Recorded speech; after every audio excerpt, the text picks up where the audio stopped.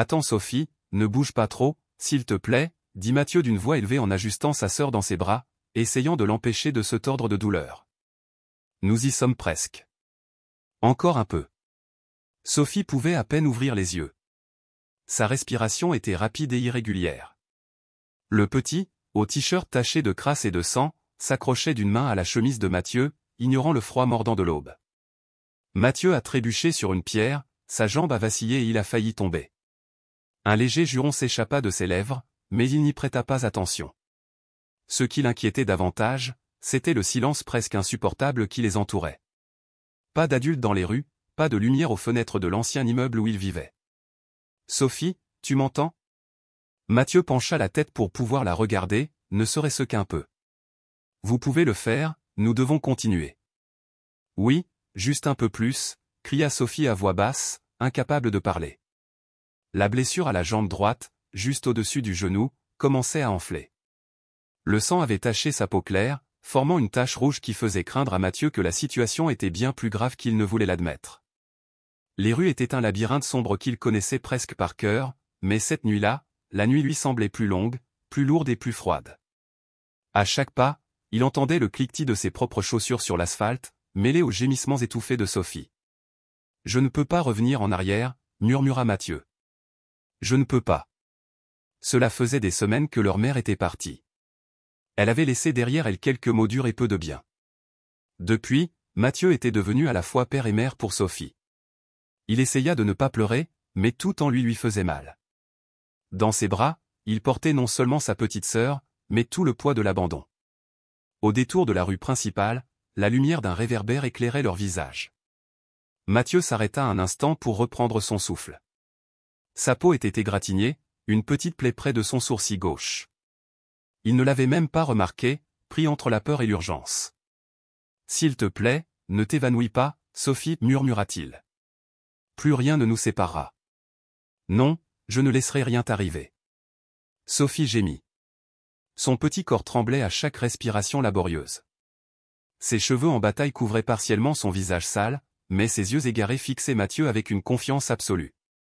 Comme toujours, une voiture passa rapidement, soulevant un nuage de poussière qui tomba dans l'étrange silence qui régnait dans ce quartier désert depuis le départ de ses habitants. Il ne restait plus personne pour les aider, personne d'autre que lui-même. Mathieu leva les yeux vers l'hôpital au loin, leur seule lueur d'espoir au milieu de l'obscurité. Ses pas s'accéléraient, plus déterminés malgré son épuisement. Le portail rouillé grinça lorsque Mathieu le poussa de toutes ses forces, s'ouvrant vers l'intérieur. Il chercha immédiatement autour de lui le premier adulte qui pourrait les aider. « Au secours ! Ma petite sœur est blessée » a-t-il crié, essayant de paraître fort, même si sa voix tremblait. « S'il vous plaît, aidez-moi. » Un agent de sécurité accourut, suivi d'une infirmière qui regarda Mathieu avec un mélange de surprise et de méfiance. L'enfant dans ses bras était pâle, presque sans force. « Que s'est-il passé ? Où est ta famille ? » demanda la femme sans quitter le garçon des yeux. Mathieu poussa un sanglot, incapable de parler au début, mais il se força à trouver du courage. « Nous n'avons plus personne. Maman est partie. Papa n'est pas là, » dit-il en reprenant son souffle. Sophie est tombée. Elle s'est blessée dans la rue. S'il vous plaît, aidez-la. L'infirmière resta un instant silencieuse, laissant la place à une autre femme en blouse blanche qui s'approcha pour examiner Sophie. Nous allons les amener, ordonna calmement le médecin, essayant de transmettre un sentiment de sécurité. Kid, reste ici. Nous allons t'aider. Nous promettons que nous prendrons soin d'elle. Mathieu a accepté, même si son corps était épuisé. Il s'assit près d'un banc sans lâcher Sophie une seule seconde. Je ne la perdrai pas, se répétait-il. Je ne peux pas. Pendant qu'ils aidaient à soulever Sophie pour l'emmener aux urgences, Mathieu les suivait, sentant ses forces l'abandonner et troublé par la fatigue. L'avez-vous amené ? A demandé à nouveau l'infirmière, cette fois à voix basse pour que personne d'autre n'entende. Mathieu la regardait sans comprendre. Oui, répondit-il d'une voix faible. Je suis son frère. Il n'y a personne d'autre avec toi. Demanda la femme, les yeux pleins de compassion.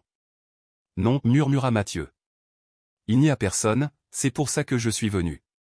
Un frisson parcourut le corps du garçon, non pas à cause de la peur, mais parce qu'il comprit à ce moment-là qu'il n'y aurait pas de retour en arrière cette nuit-là.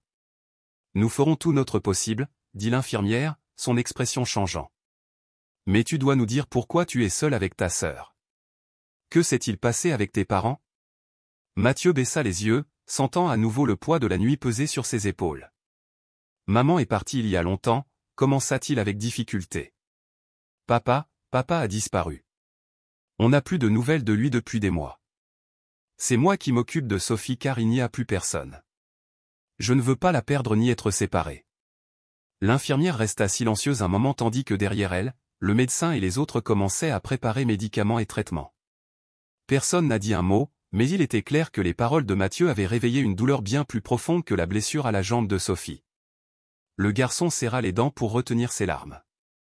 Elle ira bien, murmura-t-il en veillant sur sa sœur. Je vous promets. S'accrochant à cette promesse, Mathieu attendait dans la froide salle des urgences, tenant Sophie près de lui, regardant les lumières blanches et les silhouettes bouger autour d'eux tandis que leur destin se dessinait dans cette nuit noire. Tout ira bien, se répétait-il, même si la plus grande peur qu'il ait jamais ressentie lui brûlait la poitrine. Quoi qu'il arrive, je suis là pour te protéger. La porte de l'hôpital se referma derrière eux, tandis qu'à l'extérieur, le froid de la ville s'insinuait dans tous les recoins. Et Mathieu a compris. Chapitre 2, Contre vent et marée. 3 jours s'étaient écoulés depuis cette nuit où Mathieu avait emmené Sophie à l'hôpital. Pendant tout ce temps, le petit garçon n'avait pas quitté sa sœur. Sophie dormait sur une civière, la jambe bandée. Mathieu restait assis sur une chaise rigide, les yeux fatigués mais vigilants, regardant dans le vide sans vraiment voir. Ce matin-là, une femme au visage sérieux et au regard ferme entra dans la pièce. Elle tenait un dossier à la main et portait une blouse différente de celle des médecins. Elle se présenta d'une voix claire. « Je m'appelle Laurence, l'assistante sociale en charge de ce dossier, dit-elle sans chaleur. Je dois te parler de ce qui se passera après le traitement médical. » Mathieu serra plus fort la main de Sophie comme s'il pouvait la garder près de lui pour toujours. La petite ouvrit les yeux avec un faible clignement, reconnaissant la voix de son frère. « Quoi? Que va-t-il nous arriver ?» demanda Sophie à voix basse, sans lâcher la main de Mathieu. Laurence soupira, croisa les bras et regarda Mathieu droit dans les yeux sans cacher le sérieux de son expression. « Écoute, Mathieu, l'hôpital m'a informé de ta situation. Personne ne peut s'occuper de toi pour le moment et la loi dit que les enfants dans cette situation doivent être pris en charge au plus vite, dit-elle. Vous devrez peut-être vous rendre dans des foyers temporaires. » Mathieu secoua vivement la tête. Ses grands yeux fixaient ceux de Laurence avec un mélange de peur et de défi. « Non, vous ne pouvez pas nous séparer, dit-il d'une voix tremblante mais ferme. S'il vous plaît, je prends toujours soin de Sophie. Si nous nous séparons, je ne sais pas ce qui lui arrivera ni ce qui m'arrivera. Laurence baissa les yeux quelques secondes avant de répondre. Je comprends que vous vouliez être ensemble, dit-elle d'un ton légèrement plus doux. Mais parfois, la meilleure option pour les enfants est de vivre dans des foyers où ils peuvent recevoir des soins appropriés. Le lien fraternel est important, oui, mais pas lorsqu'il y a un risque que l'un des enfants soit blessé. Savez-vous ce qui est arrivé à vos parents? Y a-t-il quelqu'un d'autre dans votre famille? Mathieu pinça les lèvres, son regard s'assombrit. Il ne répondit pas tout de suite, sa voix tremblant alors qu'il détournait le regard. Ma mère est partie il y a des semaines. Mon père, je ne sais pas où il était depuis des mois. Personne d'autre n'a de temps ni d'espace pour nous. Je veux juste prendre soin de ma sœur. Laurence a pris des notes tout en écoutant mais ne semblait pas convaincue. Mathieu, je sais que c'est difficile, dit-elle en essayant de rester calme. Mais ce système existe pour vous protéger. La séparation, bien que douloureuse, est parfois nécessaire pour garantir que chacun se trouve dans un environnement sûr. Mathieu leva les yeux, les larmes prêtes à couler. Non, s'il te plaît, je ne sais pas comment vivre sans elle. Je ne peux pas le supporter. Je ne peux pas. Laurence le regardait sans savoir quoi dire d'autre. Elle pensa à la bureaucratie, aux règles et aux nombreux cas où des frères et sœurs séparés ne se revoyaient plus jamais. Elle savait que les enfants souffraient, mais elle pensait qu'il n'y avait pas d'autre choix selon les règles. Pendant quelques minutes, le silence entre eux fut pesant. Sophie, allongée, les observait avec des yeux faibles, incapable de comprendre complètement mais sentant leur attention. Lorsqu'elle s'est retirée, Laurence leur a demandé d'attendre une rencontre plus formelle avec le directeur de l'hôpital et le médecin qui les avait soignés afin de définir leur situation.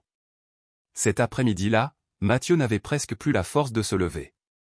Il s'est échappé de la pièce pendant que Sophie dormait et a erré dans les couloirs vides, se souvenant de l'ancien appartement où il vivait. Il sentait qu'il devait faire quelque chose de plus, pour montrer que lui et sa sœur pouvaient être ensemble et recevoir des soins sans avoir à se séparer.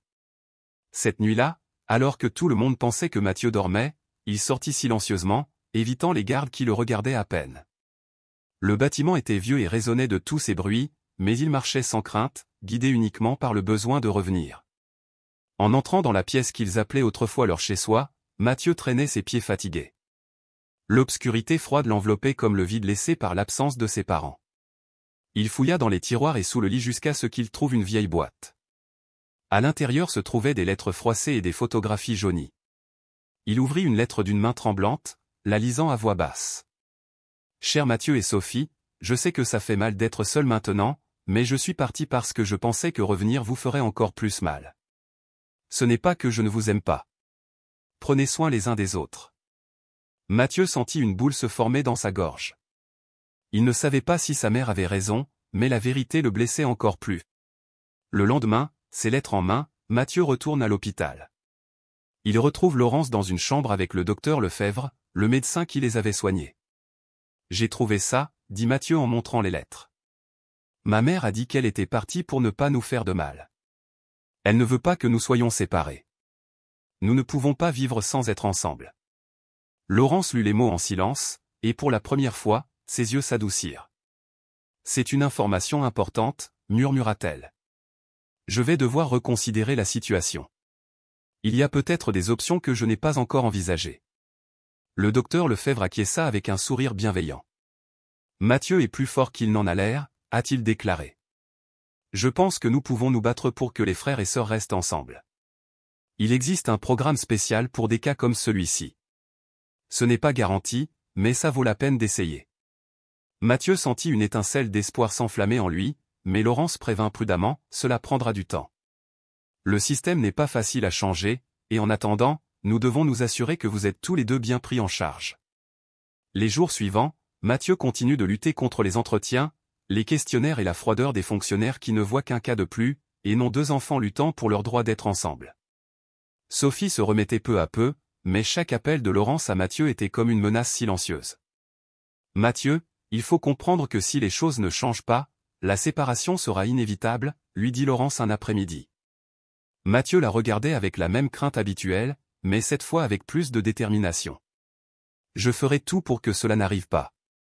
Peu importe ce qui doit être fait. » Sans le savoir, ses propos avaient déjà fait naître le doute chez Laurence. Dans un monde de règles et de priorités, une question a commencé à émerger, qu'elle ne pouvait pas effacer, où était le véritable intérêt des enfants? Un soir, alors qu'il sentait que la lutte devenait trop lourde, Mathieu s'assit à côté de Sophie et la regarda dormir paisiblement. « Je ne te laisserai pas seule, Sophie, » murmura-t-il. « Quoi qu'il arrive, rien ne nous séparera. » Dehors, la ville restait froide et impitoyable. Mais dans la petite chambre d'hôpital, deux frères et sœurs s'accrochaient à un fil invisible, l'amour qui les maintenait en vie et leur donnait la force de continuer. En passant dans le couloir, Laurence les observa de plus près. Peut-être qu'à ce moment-là, étape après étape, le système comprendrait que pour Mathieu et Sophie, être ensemble était la seule option. Cela faisait 5 jours que Mathieu n'avait pas présenté les lettres de sa mère à Laurence et au docteur Lefebvre. Ce temps semblait ni avancer ni reculer, comme pris dans une attente tendue, fatigante et douloureuse à la fois. Ce matin-là, Mathieu était dans la salle d'attente de l'hôpital et jouait avec une petite figurine que Sophie avait rapportée de la famille d'accueil où elle vivait désormais. Pendant un instant, les murs blancs et l'odeur du désinfectant disparurent, et il ne resta plus que lui et le jeu en plastique qu'il pouvait imaginer ailleurs que là. Laurence entra sans frapper, le front plissé, le visage plus détendu que la dernière fois. En le voyant, elle s'assit à côté de lui et posa un dossier sur ses genoux. « Mathieu, j'en ai parlé à mes supérieurs. Le programme spécial dont parlait le docteur Lefebvre existe, mais il n'est pas pour tout le monde. C'est un processus lent et assorti de nombreuses conditions. » Mathieu regardait Laurence, essayant de ne pas se laisser tomber. « Et que devrions-nous faire ?» il a demandé. Elle soupira. « Dans un premier temps, Ils feront une évaluation sociale et psychologique de vous et de Sophie. Ensuite, il y aura des visites et un suivi régulier. L'idée est de s'assurer que vous pouvez être ensemble sans mettre en danger votre bien-être. Mais vous devez aussi participer activement, coopérer avec les thérapies et laisser les spécialistes entrer dans votre vie. Mathieu déglutit. C'était plus que ce qu'il avait imaginé et plus dur que ce à quoi il s'était attendu, mais il ne laisserait pas passer cette opportunité. Je le ferai, répondit-il rapidement. Je veux toujours être avec Sophie. Le même jour, après avoir déposé Sophie en ergothérapie, Mathieu se dirige vers la salle où les attendaient l'assistante sociale et le médecin. Mathieu, écoute-moi, dit Laurence en le regardant avec une douceur qui surprit l'enfant. Ce ne sera pas facile. Vous allez devoir leur parler de beaucoup de choses qui vous ont blessé. Ils ne vous jugeront pas. Mais il faut être sincère. C'est bien d'avoir peur, mais c'est aussi important que vous vous exprimiez. Le docteur Lefebvre ajoute, vous et votre sœur aviez besoin d'aide pour comprendre tout cela. Vous n'êtes pas seul face à la solitude, à l'abandon ou à la peur. Mathieu acquiesça en serrant les poings. L'évaluation a commencé. Des questions sur la vie à la maison, l'absence de leurs parents, ce qu'ils ressentaient et ce qu'ils attendaient. Sophie pouvait à peine répondre, mais Mathieu faisait preuve de courage. Il a raconté comment il s'occupait de Sophie lorsqu'elle pleurait la nuit, comment parfois ils n'avaient pas de nourriture et la dernière fois qu'ils avaient vu leur mère.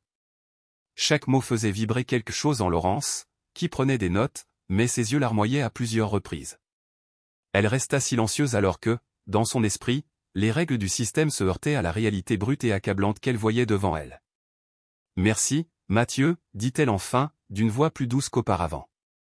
Cela nous aidera à préparer un plan pour vous. » Pendant ce temps, Sophie, assise sur un petit banc, regardait son frère et laissait échapper un petit rire timide lorsqu'il lui lançait un regard complice.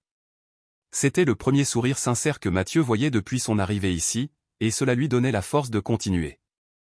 Les jours suivants furent remplis de rendez-vous médicaux, d'entretiens et de séances avec des thérapeutes. Mathieu commençait à être fatigué. Parfois, il avait envie d'abandonner, mais il se souvenait de la nuit de la chute, de la peur dans les yeux de Sophie et de la promesse de ne pas la laisser seule. Laurence, même si elle restait ferme dans ses démarches, commençait à se rapprocher petit à petit. Un jour, elle retrouve Mathieu dans le couloir de l'hôpital, assis par terre, les yeux perdus et les mains tremblantes. Et elle lui dit à voix basse, « C'est normal de se sentir fatigué. Tu n'es pas obligé de tout faire seul. » Mathieu leva les yeux, surpris de la proximité de celle qui, il y a quelques jours encore, semblait être l'ennemi. « Je veux juste que Sophie aille bien, murmura-t-il. « Je sais, répondit Laurence. Je suis là pour t'aider avec ça. » Elle n'en dit pas beaucoup plus, mais cette conversation resta avec Mathieu. Quelque chose chez Laurence était en train de changer et, d'une certaine manière, cela lui donnait plus de confiance. Un jeudi après-midi, alors que Sophie faisait une sieste après sa séance de rééducation, Mathieu et Laurent ont eu une réunion à huis clos avec le docteur Lefebvre et le directeur de l'hôpital. « Nous avons examiné le dossier avec beaucoup d'attention, a déclaré la réalisatrice, une femme au regard sérieux mais compréhensif. Nous reconnaissons que séparer Mathieu et Sophie serait plus néfaste qu'utile. C'est pourquoi nous leur proposons de suivre un programme spécial d'accompagnement pour les fratries en situation d'abandon. Ils auront accès à une thérapie familiale, un soutien psychologique et un suivi social constant. Le système a du mal à s'adapter, mais ces enfants méritent une chance différente. » Mathieu sentit son cœur battre plus vite, un mélange de peur et d'espoir. Le directeur a poursuivi, « De toute façon, cela dépendra s'ils ont un endroit sur où vivre. C'est pourquoi nous travaillons avec le centre d'accueil pour améliorer les conditions afin qu'ils puissent rester ensemble en attendant une solution définitive. » Mathieu eut un petit mais sincère sourire. Sophie ouvrirait bientôt les yeux et si tout se passait bien, ils resteraient ensemble encore un moment. Ce soir-là, Mathieu était dans la chambre avec sa sœur. Elle jouait avec ses doigts pendant qu'il parlait à voix basse. « Pensez-vous que maman et papa reviendront ?» demanda Sophie en regardant le plafond. Mathieu la serra tendrement dans ses bras. « Je ne sais pas, Sophie, mais tant que ça n'arrive pas, je serai là. Je ne te laisserai pas tranquille. » Sophie soupira comme soulagée. À ce moment-là, le téléphone de l'hôpital a sonné sans prévenir. L'infirmière qui a répondu à l'appel a fait entrer Laurence et le docteur Lefebvre, qui ont échangé un regard surpris. Mathieu appela prudemment le docteur. « Il y a quelqu'un qui veut te parler. » Il dit qu'il est ton père. L'enfant sentit son corps se tendre. Mon père? Demanda-t-il d'une voix tremblante. Laurent hocha la tête. Oui, il veut savoir comment vous allez et demander la permission de vous rendre visite.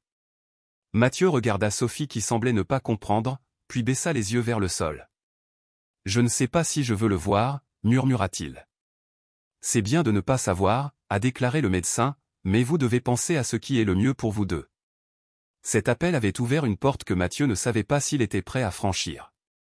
La possibilité de rencontrer un inconnu qui pourrait être son père ou une nouvelle menace remplissait la salle de questions sans réponse.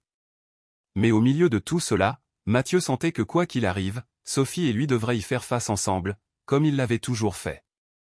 L'avenir restait incertain, mais il y avait désormais quelque chose qui le rendait différent. Il n'était pas seul, et cet espoir, bien que fragile, était aussi réel que leur amour indéfectible. 3 jours s'étaient écoulés depuis l'appel.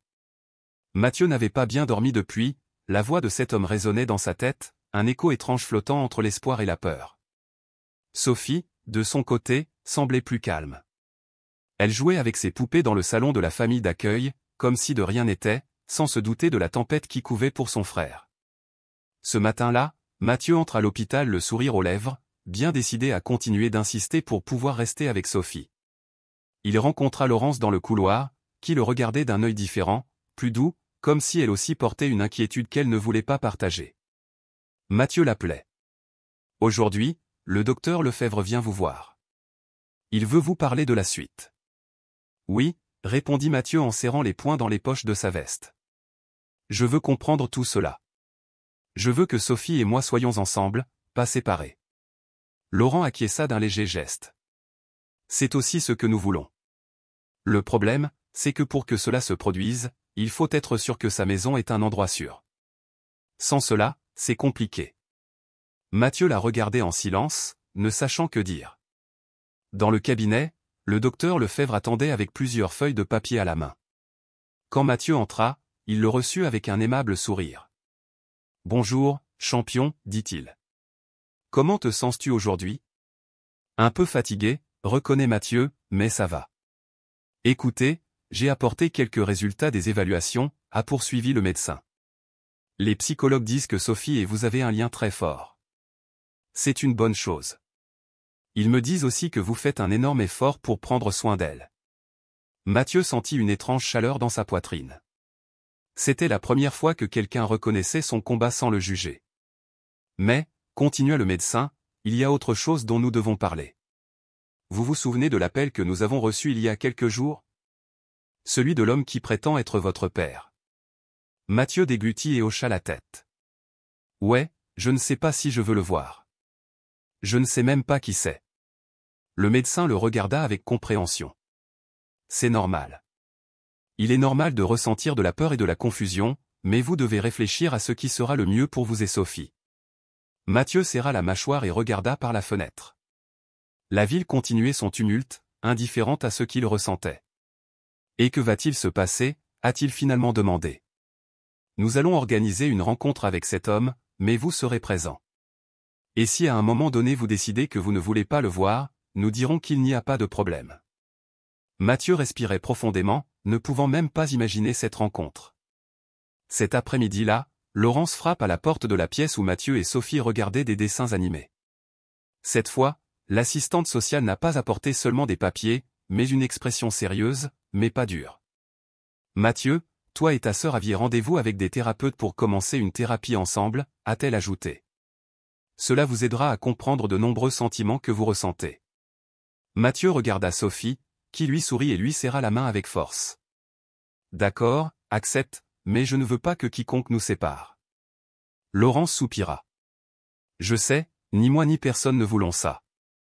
C'est pourquoi nous cherchons la meilleure façon de vous soutenir afin que vous puissiez rester ensemble. La porte se referma derrière Laurence et Mathieu resta pensif, pensant à tout ce qui s'était passé. Il ne voulait qu'une chose, que sa sœur aille bien et soit à ses côtés, peu importe ce qui arrivait avec ce père inconnu.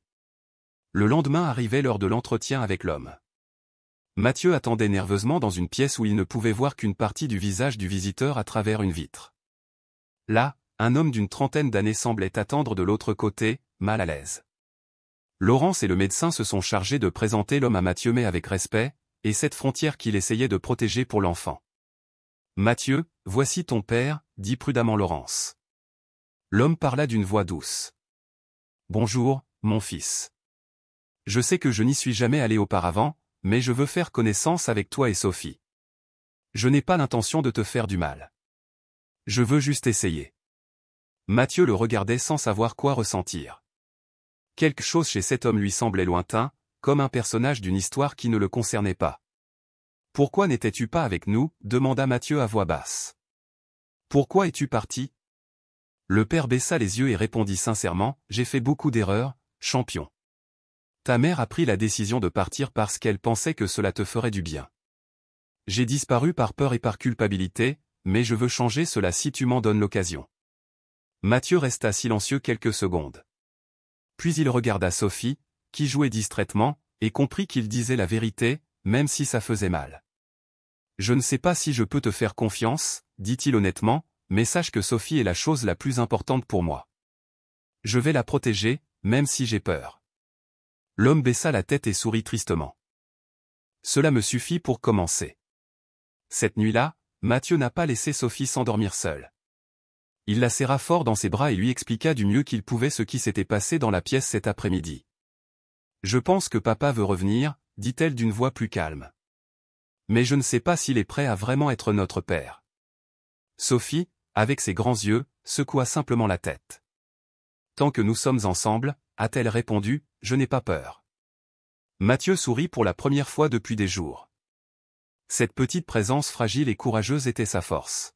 « Oui, » marmonna-t-il pour lui-même. « Nous ne savons pas encore ce qui va se passer, mais nous ne sommes pas seuls. » Les jours suivants ont été marqués par davantage de visites, d'entretiens avec des psychologues et de thérapies pour tous deux.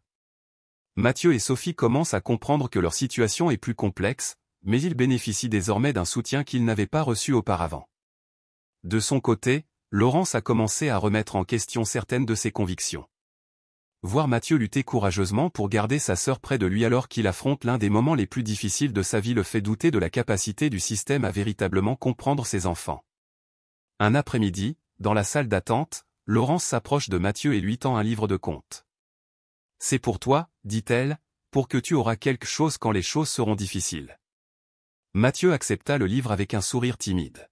« Merci Laurence. Je veux croire que tout ira mieux. » Elle hocha la tête, son expression n'étant plus froide mais remplie d'une tristesse réprimée. L'avenir restait incertain. Le père faisait de petits pas pour rétablir un lien perdu, et Mathieu sentait qu'il devait apprendre à lui faire confiance, même lentement. Mais le véritable défi n'était pas seulement le retour de cet homme étrange, il s'agissait également de savoir comment maintenir l'amour et l'espoir qui avaient toujours été leur seul refuge.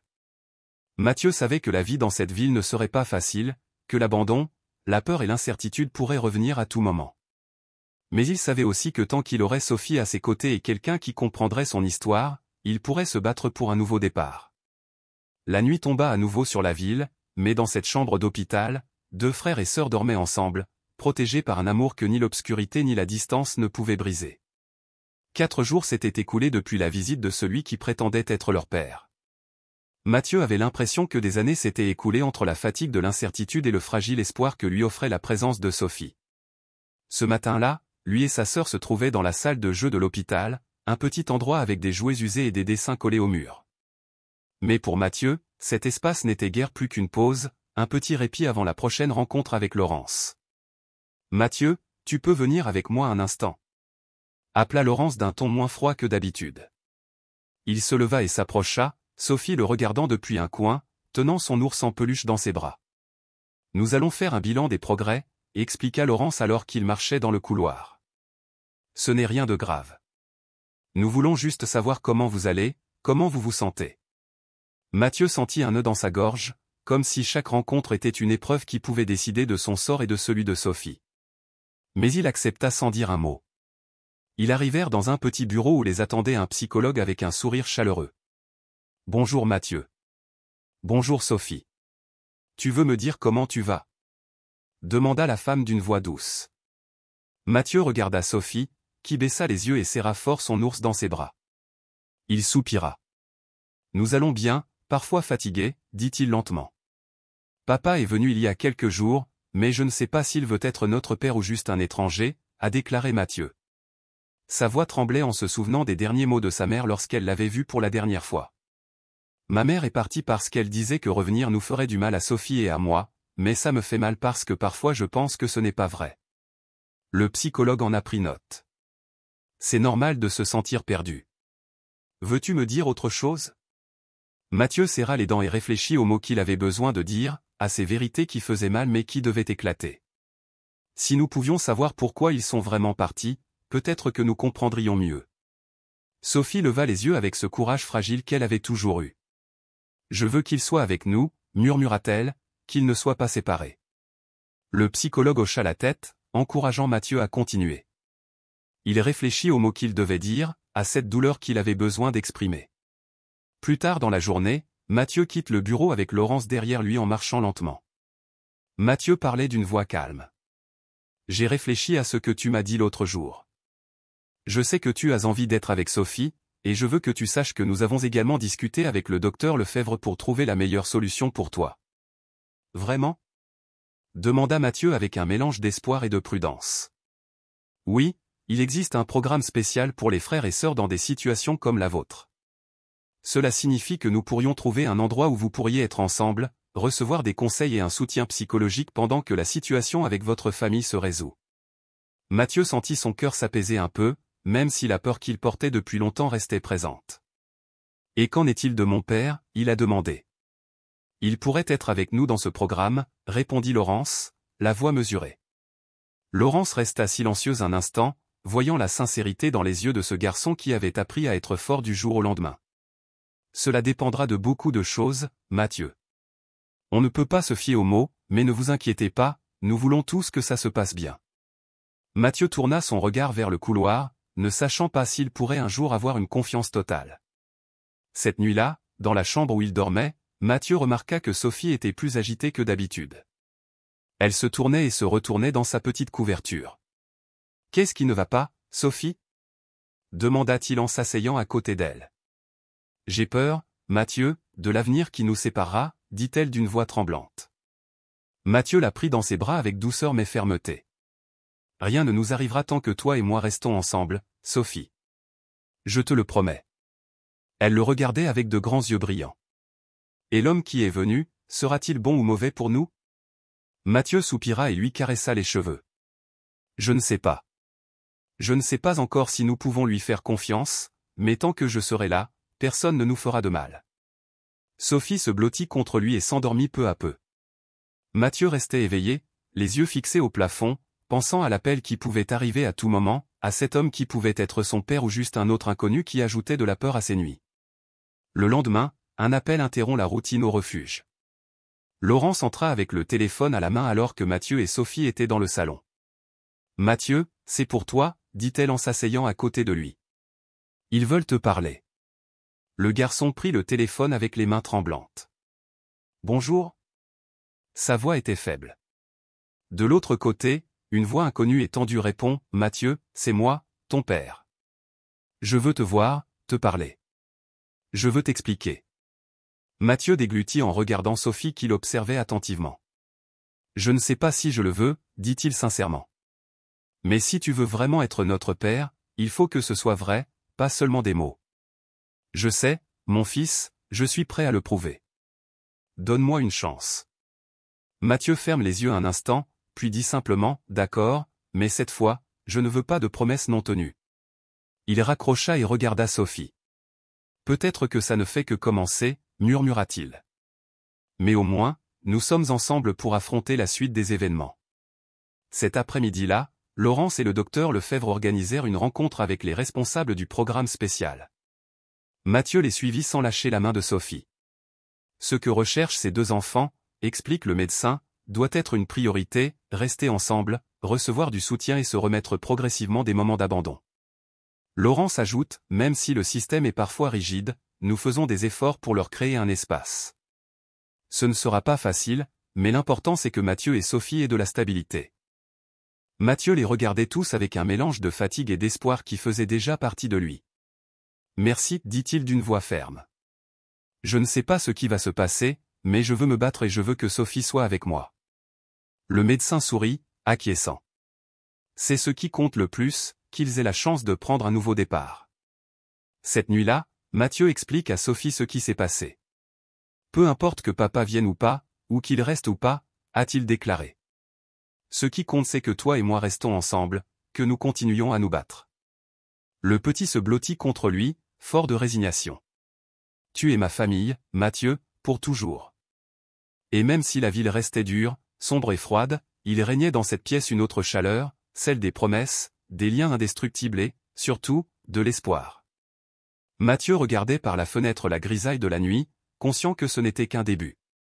Il y avait des chemins incertains devant eux, mais aucun n'était impossible à parcourir s'ils étaient ensemble. On y arrivera, Sophie, il faut y arriver. Elle souriait dans son sommeil, et Mathieu fermait les yeux avec la force d'un enfant qui sait que son amour est un bouclier invincible. 3 jours après l'appel de celui qui prétendait être leur père, la routine du foyer d'accueil continue avec de petites avancées et de nouvelles craintes. Mathieu avait appris à garder ses doutes pour lui, mais la fatigue était visible dans ses cernes. Sophie, bien qu'encore faible, commençait à sourire plus souvent, ce qui lui donnait de la force. Ce matin-là, alors que le soleil pointait à peine par la fenêtre, Laurence réapparut au refuge. Cette fois, elle était sans son air rigide, mais avec la certitude qui la caractérisait. « Bonjour les enfants », les salua-t-elle avec un sourire mesuré. « J'ai des nouvelles du programme spécial. » Mathieu se redressa sur sa chaise et prit la main de Sophie, assise à côté de lui avec son ours en peluche. « Et alors, que s'est-il passé » demanda Mathieu, la gorge nouée. Laurence soupira. « Les papiers sont presque prêts. L'hôpital nous a fourni un rapport très complet et le docteur Lefebvre vous a recommandé de rester ensemble. » Ça nous a beaucoup aidé, sourit timidement Sophie, et Mathieu sentit une lueur d'espoir grandir dans ses yeux. « Alors, pouvons-nous vraiment rester ensemble » Mathieu a insisté. « Oui, répond Laurence, mais il y a un détail. Pour entrer dans le programme, nous avons besoin que votre soi-disant père participe à une évaluation. C'est pour voir s'il peut prendre soin de toi ou au moins superviser le processus. » Mathieu serra la main de Sophie et baissa les yeux. « Et s'il ne vient pas » demanda-t-il à voix basse. « Dans ce cas, le programme continuera avec vous, mais dans d'autres conditions, expliqua Laurence d'une voix un peu plus douce. Tout ne dépend pas de lui. Ne t'inquiète pas. Un silence gênant s'installa dans la pièce. Mais Laurence s'est levée et leur a dit, maintenant que vous savez cela, je veux que vous réfléchissiez à la suite. Je serai là pour tout ce dont vous aurez besoin. Après le départ de Laurence, Mathieu prend la couverture de Sophie et la remet sur ses jambes. Nous devons être prêts, Sophie, dit-il avec espoir, même si son cœur était lourd. Je ne sais pas ce qui va arriver à cet homme, mais pour vous et moi, nous devons nous battre. Sophie hocha vivement la tête, trahissant à peine sa peur. Je ne laisserai pas ça arriver, Mathieu, murmura-t-elle. Si tu te bats, je me battrai aussi. Le lendemain à l'hôpital, le docteur Lefebvre attendait que Mathieu et Laurence lui remettent un rapport final justifiant l'admission de la fratrie au programme. Mathieu, dit le docteur en le voyant entrer avec Sophie dans les bras. Je veux que vous sachiez que nous avons tout fait pour trouver une solution où vous pourrez être ensemble et en sécurité. Mathieu regardait le médecin avec un mélange de gratitude et de doute. Avez-vous déjà parlé à cet homme ? Demanda Mathieu, son inquiétude évidente. Laurence bougea sur sa chaise. Oui, nous l'avons fait, mais cela n'a pas été facile. Il a accepté de venir aux entretiens, mais il a montré beaucoup de doutes et de contradictions. Nous ne sommes pas sûrs qu'il puisse bien prendre soin de vous pour le moment, dit le médecin en secouant sérieusement la tête. C'est pourquoi la priorité restera la stabilité des enfants. Mathieu, tu as démontré que tu es un incroyable protecteur, mais tu as aussi besoin de gens pour te soutenir. C'est pourquoi nous souhaitons que tu participes au programme, que tu t'impliques et que tu nous dises ce que tu ressens. Mathieu secoua la tête avec détermination. Je veux que Sophie soit avec moi, répéta-t-il. Rien ne changera cela. Laurence est intervenue. Je comprends ce sentiment, Mathieu, et je veux que tu saches que nous faisons tout pour que vous ne soyez pas séparés, mais il faut aussi se préparer à l'inattendu. Mathieu baissa les yeux et prit la main de Sophie. Je ne vais pas abandonner, dit-il doucement. Ce n'est pas grave, nous y arriverons. Le soir même, dans la maison d'accueil, Mathieu aide Sophie à se coucher. La petite fille, fatiguée, lui posa une question qui le fit s'arrêter un instant.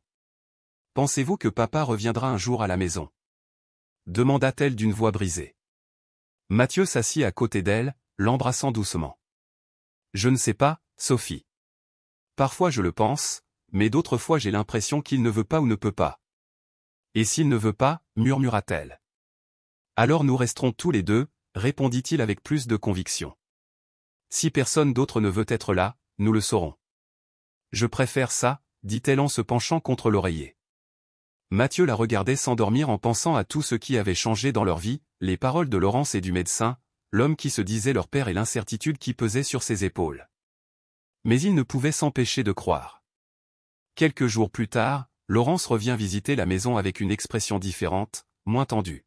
« Mathieu, Sophie, commença-t-elle, j'ai quelque chose d'important à vous dire. » Les enfants la regardaient attentivement, Sophie serrait son ours en peluche et Mathieu le regardait fixement. « Le programme spécial a commencé à accepter votre cas, mais nous avons besoin que vous assistiez régulièrement à des séances psychologiques. Cela vous aidera à comprendre et à exprimer tout ce que vous avez vécu. » Mathieu sentit son cœur battre à tout rompre. « Est-ce que nous pouvons vivre tous les deux ?» il a demandé. « Oui, bien sûr, répondit Laurence. De plus, le docteur Lefebvre souhaite mieux vous connaître et vous aider. » Sophie sourit et regarda son frère dans les yeux. « Et papa ?» demanda Mathieu. Laurence hésita un instant. « C'est encore en cours d'évaluation. Il continue de venir aux réunions, mais rien n'est garanti pour l'instant. » Mathieu pinça les lèvres, osant demander, « Alors le programme continuera avec vous deux, et nous prendrons les décisions les mieux adaptées à votre sécurité ?» Mathieu pense à la force qu'il a trouvée dans ses jours les plus sombres et répond, « Ce que je veux, c'est être avec Sophie, pour qu'elle grandisse sans crainte. » Laurent accepta, surpris par la maturité du garçon. « Nous ferons tout notre possible pour que cela se produise. » Ce soir-là, Mathieu et Sophie étaient assis près de la fenêtre de la maison, observant les lumières et les sons lointains de la ville qui ne semblait jamais dormir. « Pensez-vous qu'un jour tout ira bien ?» demanda Sophie en serrant son frère dans ses bras. Mathieu la regardait d'une voix ferme. « Je le pense, Sophie, car tant que nous sommes ensemble, rien ne peut nous vaincre. » Elle ferma les yeux et Mathieu passa un bras autour de ses épaules. « Nous allons nous en sortir, murmura-t-il. Parfois, la vie est dure, mais nous sommes plus forts. » Et même si l'avenir était encore incertain, l'espoir brillait dans cette pièce où deux frères et sœurs trouvèrent, dans leur amour, la lumière qui les guidait au milieu de l'obscurité. Une semaine après la dernière rencontre avec Laurence et le docteur Lefebvre, la routine dans la maison d'accueil était plus calme, quoique remplie de petites épreuves et de peurs que Mathieu apprenait à affronter. Ses pas n'étaient plus aussi incertains et le regard qu'il lançait à Sophie était rempli d'une promesse silencieuse, celle de toujours la protéger. Ce matin-là, Mathieu et Sophie marchaient ensemble en route vers l'une de leurs premières séances psychologiques à l'hôpital. Sophie portait son sac à dos avec son ours en peluche, tandis que Mathieu lui tenait fermement la main, comme une petite ancre contre tout ce qui restait encore incertain. En entrant dans la salle d'attente, Mathieu constata que Laurence était déjà là, avec un sourire différent, moins rigide et plus chaleureux. « Bonjour les enfants. »« Bonjour ATL. »« Aujourd'hui, ce sera une séance particulière avec le docteur Lefebvre. Il veut discuter avec vous, mais ne vous inquiétez pas, il n'y a pas de quoi s'inquiéter. » Sophie s'accrocha un peu plus à la main de son frère, qui serra aussitôt doucement la sienne. Ils entrèrent dans le cabinet et s'assirent devant le médecin. Il les regardait avec compréhension et chaleur, la même chaleur qui avait progressivement commencé à briser la coquille difficile qui entourait les enfants. « Mathieu, Sophie, » commença le médecin. « Aujourd'hui, nous allons parler un peu de tout ce que vous avez vécu. Rien ne presse. Vous n'avez pas à avoir peur. Je suis là pour vous écouter et vous aider. » Mathieu déglutit et regarda Sophie qui, malgré sa timidité, lui fit un petit sourire sincère. « Tu veux commencer ?» demanda le docteur en se tournant vers Mathieu. « Comment vous sentez-vous cette semaine ?» Mathieu inspira profondément et, d'une voix basse mais ferme, commença à raconter son histoire. « Il y a des jours où je pense que tout ira bien, mais d'autres où je ne sais pas ce qui va se passer avec papa. Parfois, j'ai l'impression que l'attente va durer éternellement, mais en attendant, je dois être forte pour Sophie. » Le médecin l'a reconnue avec respect. « Ce que vous faites pour votre sœur est très précieux, Mathieu. L'amour est une force incroyable, et vous l'utilisez déjà tous les deux pour guérir. »« Et toi, Sophie ?» demanda-t-il en souriant. Que as-tu pensé d'être ici? Elle leva les yeux en serrant son ours en peluche et répondit timidement, j'aime quand Mathieu est près de moi. Ça m'aide à ne pas avoir peur. Mathieu la serra tendrement dans ses bras, et le docteur sourit de ce geste naturel et plein de protection. Ce que vous avez, c'est ce qu'il faut protéger le plus, poursuit le docteur Lefebvre. C'est pourquoi je souhaite que le programme continue et vous soutienne. Je me bats pour que vous ne soyez jamais séparés. À ce moment, la porte s'ouvrit et Laurence entra, s'installant dans un fauteuil près du mur. J'ai tout vérifié, est-elle intervenue. De réels progrès se produisent avec vous. Le lien que vous partagez est plus fort que n'importe quel protocole rigide. Mathieu la regardait avec un mélange de soulagement et d'espoir. Alors oui, demanda-t-il, incapable de cacher son émotion. Pouvons-nous encore être ensemble? Laurence sourit chaleureusement. Oui, nous ferons tout pour y parvenir. Le programme veut s'assurer que ce sera le cas, mais il reste encore une dernière étape à franchir. Mathieu fronça les sourcils, se préparant à toute autre nouvelle difficile. Lequel, il a demandé. L'homme qui a dit qu'il était votre père, explique Laurence, a accepté de se soumettre à une évaluation plus approfondie. Il viendra la semaine prochaine pour que l'équipe puisse mieux le connaître. Mathieu serra les poings mais compta jusqu'à 10 pour ne pas se laisser envahir par la peur. J'espère qu'il sait ce que signifie nous protéger, a-t-il déclaré. Parce que je ne peux pas perdre Sophie. Le docteur Lefebvre le regardait avec respect. Personne ne veut ça, Mathieu. Mais c'est aussi important de connaître cette partie, de savoir si tu peux recevoir le soutien de quelqu'un qui fait aussi partie de ton histoire. Le temps a passé, et les semaines suivantes ont été remplies de consultations, d'entretiens et de moments partagés entre douceur et amertume. Mathieu a compris que l'attente était loin d'être terminée, mais il comptait sur l'amour qu'il portait à sa sœur, sur les nouvelles amitiés que le programme leur apportait et sur la confiance grandissante de son entourage. Un midi, alors que Mathieu aidait Sophie à récupérer quelques affaires après l'école, ils reçurent un appel inattendu au centre d'accueil. Mathieu, je voulais te prévenir que ton père arrivera demain matin à 10 h à l'hôpital pour l'évaluation finale, dit Laurence d'une voix ferme mais douce.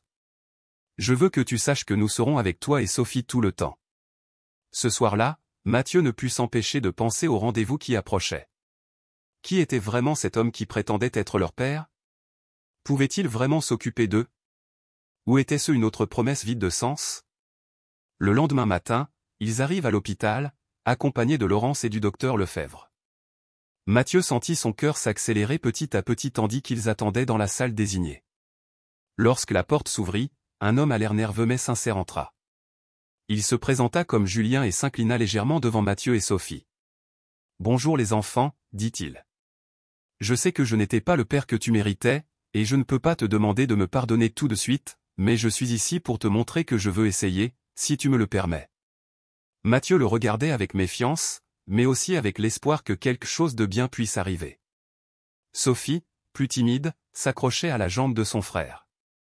Le docteur Lefebvre leur a demandé de s'asseoir pour commencer l'évaluation et, petit à petit, Julien a commencé à raconter des fragments de son histoire, ses erreurs, ses luttes contre l'alcool, ses tentatives de changement et sa recherche d'aide. Mathieu écoutait attentivement, surpris par la vulnérabilité de l'homme en face de lui, tout en étant encore empli de doutes. « Je sais qu'il n'y a pas de mots qui peuvent effacer l'abandon, » a poursuivi Julien. « Mais je veux être ici. Je veux faire partie de votre vie, même si c'est petit à petit. » Laurence prend la parole et explique que la décision ne sera ni rapide ni facile, mais que le programme spécial cherchera toujours à faire ce qu'il y a de mieux pour les enfants. Après plusieurs entretiens, séances et rencontres, Mathieu et Sophie ont reçu la nouvelle tante attendue. Leur place dans le programme était assurée, avec l'engagement que, tant que Julien prouverait sa capacité à être un père présent, ils resteraient ensemble et protégés. Ce n'est qu'un début, leur dit le docteur Lefebvre. L'essentiel, c'est que vous êtes ensemble et qu'il y a des gens qui se battent pour vous. Mathieu serra Sophie dans ses bras. Ses yeux brillaient. Peu importe ce qui se passera demain ou après, a-t-il déclaré, tout ce que je veux, c'est que nous soyons ensemble et que tout se passe bien. Sophie sourit, plus sûre que jamais. Oui, Mathieu, toujours ensemble. De retour dans la famille d'accueil, dans la petite pièce près de la fenêtre, les deux enfants regardaient le coucher de soleil urbain, les lumières qui commençaient à s'allumer et le bourdonnement lointain d'une ville qui continuait de tourner sans s'arrêter. Mathieu caressa les cheveux de Sophie. On guérit, Sophie. Ce n'était pas facile, mais nous ne sommes pas seuls. Ma mère m'a dit un jour que les chemins s'ouvrent quand on s'y attend le moins, a-t-elle répondu. Je pense que le nôtre vient de commencer aujourd'hui.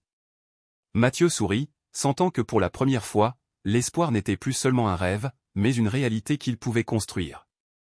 Nous marcherons ensemble pour voir ces chemins, murmura-t-il. Car tant que nous sommes unis, rien ni personne ne peut nous séparer. Et là, dans ce petit refuge, à la fin de la journée, les blessures ont commencé à guérir lentement, non sans laisser de cicatrices, mais avec la puissante certitude que l'amour et l'unité étaient le véritable foyer qu'ils avaient toujours recherché.